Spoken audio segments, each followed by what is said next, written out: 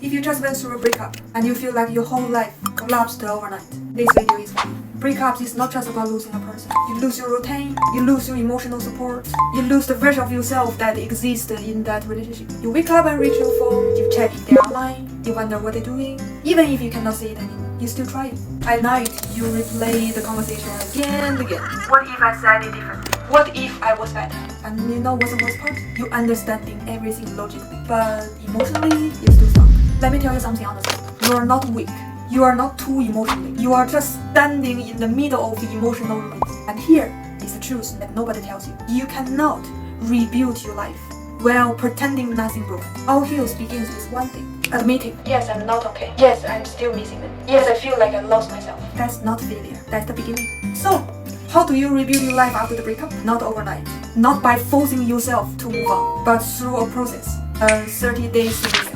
Not to erase them, but to slowly come back to yourself. Day 1 to 10, allow yourself to feel. The first stage is simple. Stop trying to be strong. Cry if you need to cry. Screaming into your pillow. Stay in bed for a whole day long. That is no weakness. This is your system releasing the pain. But at the same time, protect yourself. Limited contact. Mute or hide their social media. Not because you hate them, but because you need a space to breathe again. And in your worst moment, focus on the basics. Eat something, drinking water, sleep.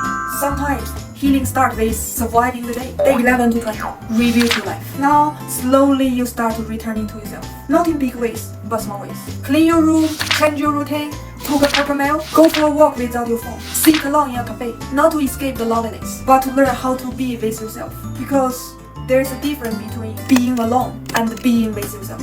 Start investing in yourself again. Exercise, learn something new, even just buy some flower for yourself. Treating yourself like someone worth to taking care of. And reconnected with people who are safe. Friends, family, or even just talk. You don't have to do this alone. Day 21 to 30, rebuild your identity. Now comes to the hardest part.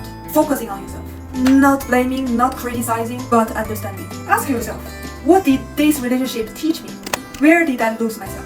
What do I actually need in love?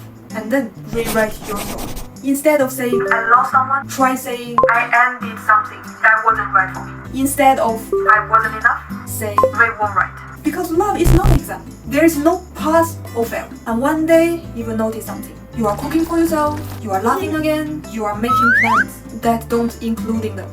And you won't feel like lose anymore. It will feel like space.